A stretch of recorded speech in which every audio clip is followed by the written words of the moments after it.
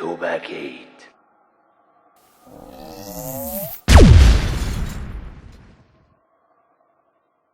Hey guys, I'm Rich with shop.exordiumtoys.com, and today I have a new Halo Reach action figure review, the Elite Officer from the Series 2 action figure line. Now this guy is pretty darn cool looking in the box.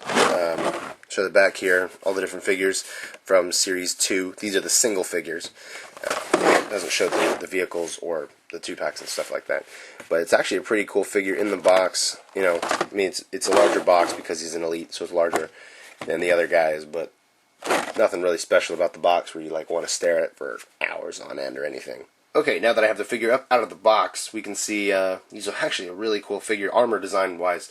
They pretty much have re-sculpted a whole different armor set for the previous Elites. The only thing that I really see as being the same is this like butt armor and the toes and the, I guess it'd be below the knee. So shin, is it the shin for, or is that the shin on an Elite? I don't know where the shin is on an Elite. But anyway, they have redesigned the armors. The face looks different as well.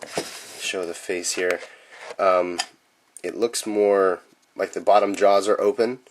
The helmet I'm not a big fan of. I like the way that it looks on the figure, but it doesn't necessarily want to like go on in the right place, because with mine it keeps wanting to like go over his eye, but you gotta try to like, there we go, get it back in the right place, and then you can see the creepy eyes, sort of. There they are. Oh, kind of invisible.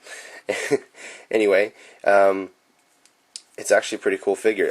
McFarlane still has not done anything about the feet problem, and if this is your first series of figures, maybe you haven't done Halo figures until now, there was a previous problem in the Series 1 with the Elite feet, besides that rhyming, was that they're kind of smooth and rounded, just like they are in the game. Well, the thing is in the game, if this was a real animal, if this was a real person, if this was a real thing, it would be able to stand easily. But since it's a toy and you have to be the one to manipulate it, and there's only so many joints and so many possibilities, it doesn't always want to stand because it's rounded. And you see, one of the first things it tries to do is it tries to slip out. And you can get it in quite a few poses if you play with it a bit, you know, getting it where you want it. But it definitely does not stand as well as like the Spartans. The Spartans, you know, they have flat feet and they're able to stand really easily. These guys not so much, but yeah.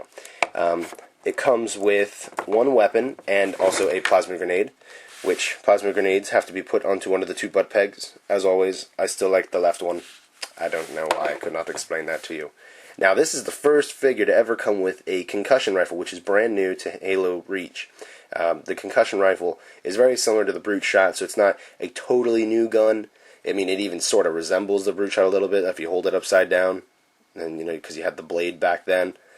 So it is a very similar gun, and it's pretty cool. It's definitely smaller than the Brute Shot for the weapons, for the figures. It's more like, I could see this actually being dual-wielded because of how small it is in their hands. I mean, it's pretty small. It comes with one weapon peg. Now, this is something I thought was kind of weird. It has a really good paint job. Awesome paint job.